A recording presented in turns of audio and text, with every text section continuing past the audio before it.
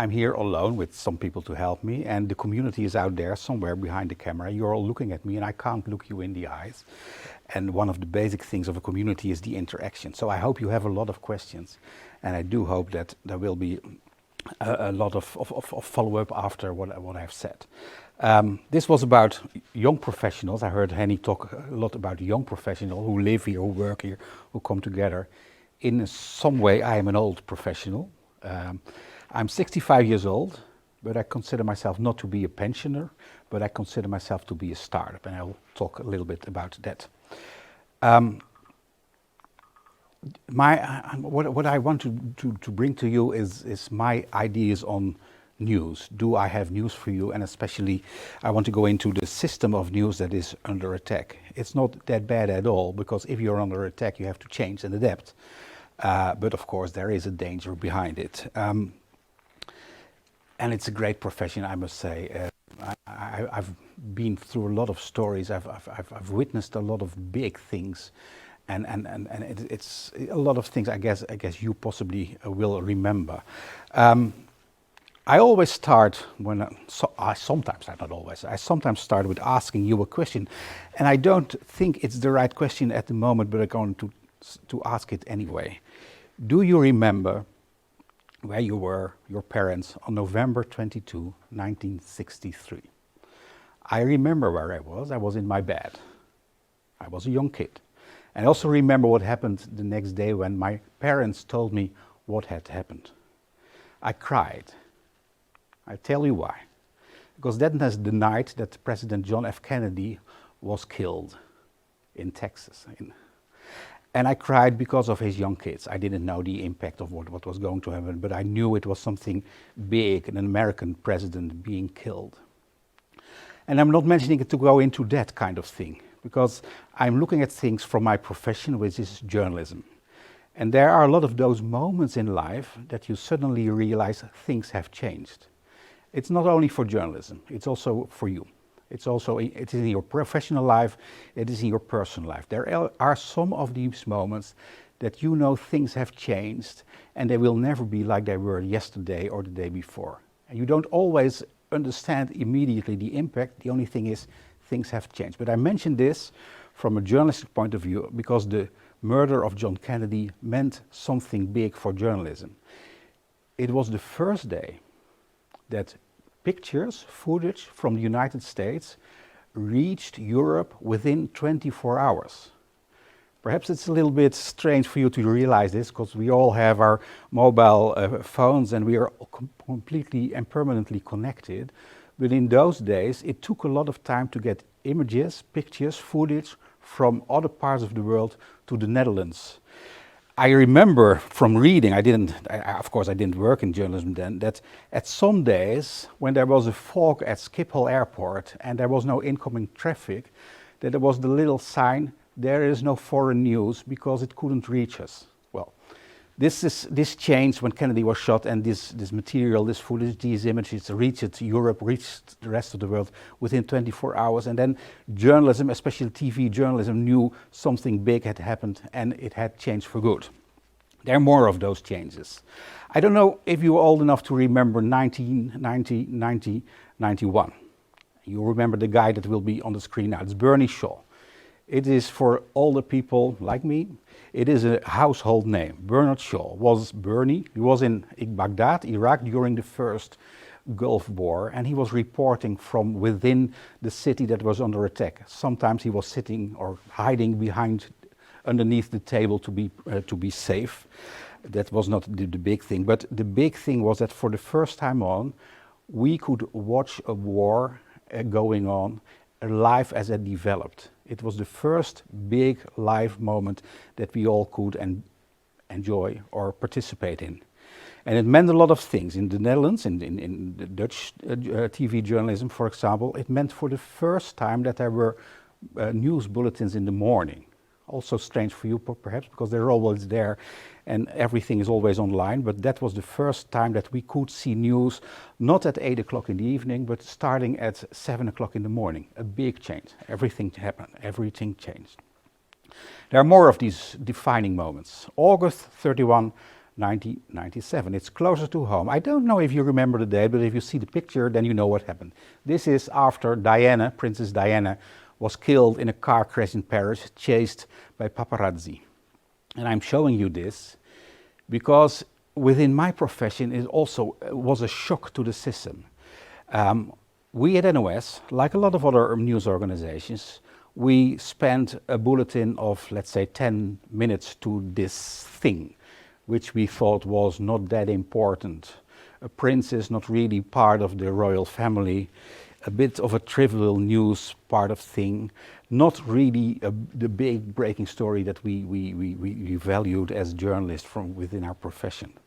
But that was completely wrong.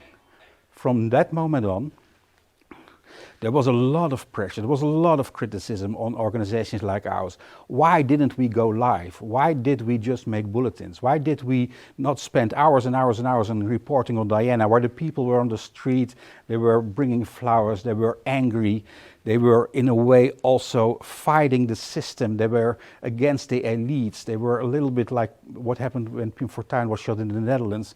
This was Diana, this was the people's princess, and we didn't pay enough attention to her.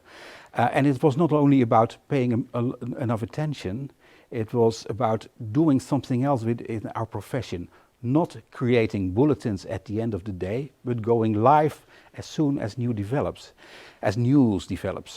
And the big thing is, when you have a bulletin, when you create 7 or 8 stories in that bulletin, you control everything as a journalist. It goes from A to Z, and you know what has happened, and you know what you choose, and you know what you don't choose. When you go live, you don't know what's going to happen. You don't know how long it takes. You don't know what the images will bring you. You don't know if you are in control. But that was what the audiences demanded, so that was what happened. The bulletin organizations turned into live streaming organizations, most of the time when there was breaking news. Then there is this date, and I guess everybody knows what it means, 9/11.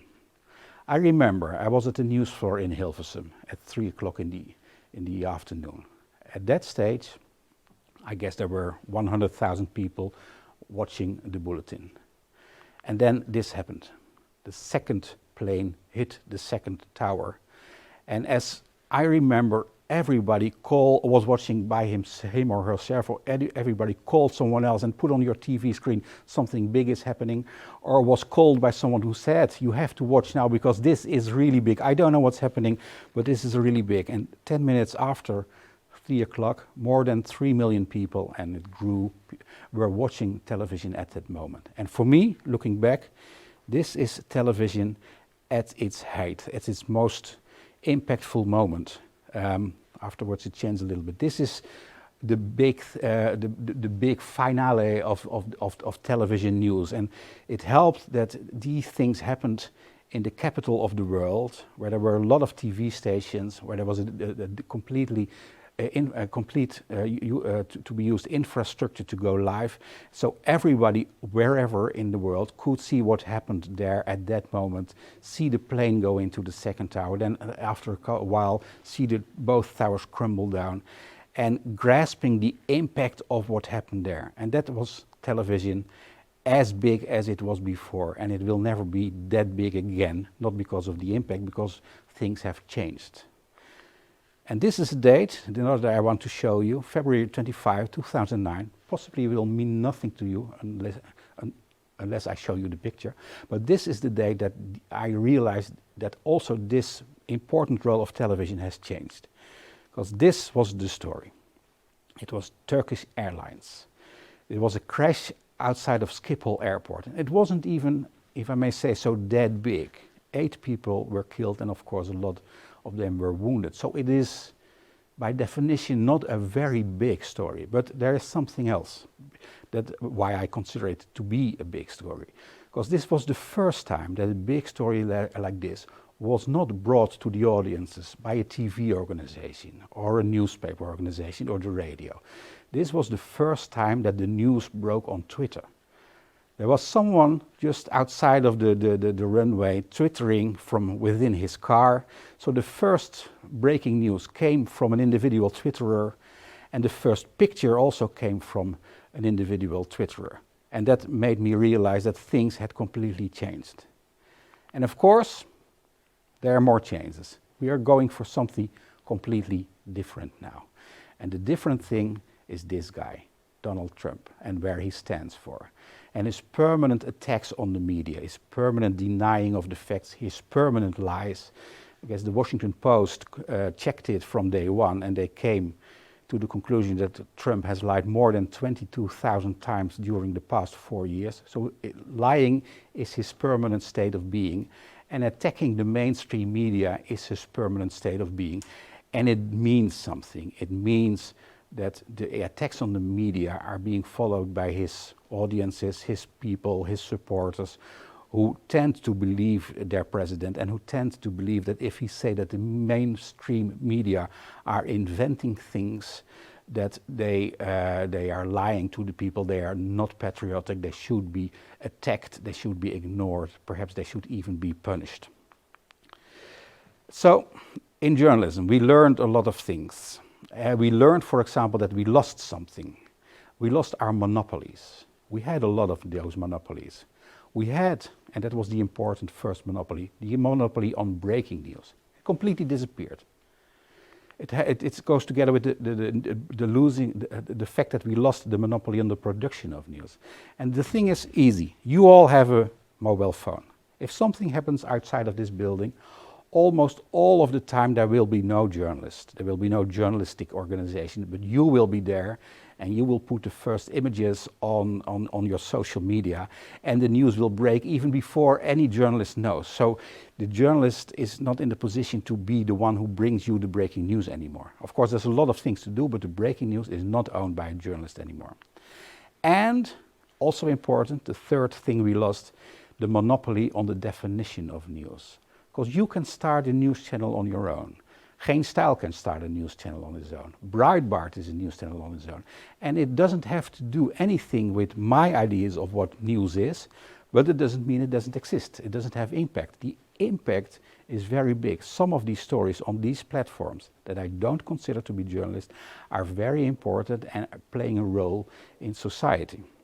So these things we have lost, and the big thing we have lost is, like as a consequence of, for example, what Donald Trump but others do say, we are losing the trust of the audiences. Not always, not everywhere, but part of the audiences are turning their backs to the mainstream media, to the facts, to science, to truth. So are there solutions? Well, I do think there are. There's not one big solution for everything, but I try to build solutions. I try to be part of innovation. That's I guess my connection with ChangeX. I want to do something, and I want to do it with the communities that are out there. So I'm launching what I'm called Big Elephant. It is a platform. It is a platform for storytelling, but not a platform for storytelling by journalists only. What I do think, and there are 4 pillars to this. There is a lot of wisdom and experience and stories in the crowd that are not made by journalists. And I think that reaching out, creating stories together, finding ways to create stories together with people outside, with people with experience, with people who know what's happening in their own life. It's not about opinion, it's about what they know. It's not about what they think, it's what they go through. That there are a lot of stories that we can create together over the borders of our countries, and these stories I think are very interesting, very important to be heard. The second important thing, and I could go on forever, which I'm not allowed, so don't be afraid, is that I would love to open the black box of journalism, be much more open about the criteria we use, be much more open about how stories are being created and stories can live on. I do want to use the philosophy of the blockchain to take this into journalism and to be able to safeguard the integrity of parts of information that we are using in our stories.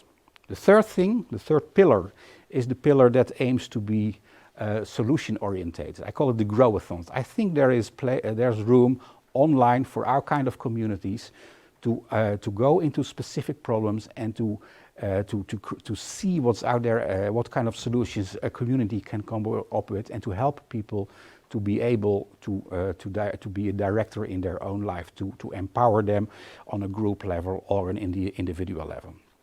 And the fourth thing, I think it's important to nudge people to look outside of the bubbles. I'm in a bubble, you all are in bubbles, and there are a lot of stories outside of these bubbles. Well, this is the project I'm working on. We just started. It's in the design phase. I don't know what's going to be, if it's going to work. I have given myself 6 months to come up with a proposal. I'm working together on this with the BBC, for example, which I really value, with the Irish broadcaster, with the Finnish broadcaster, who's very innovative, with NPO, Caro NCV in the Netherlands, with Swiss Info, and with the French-speaking Belgians.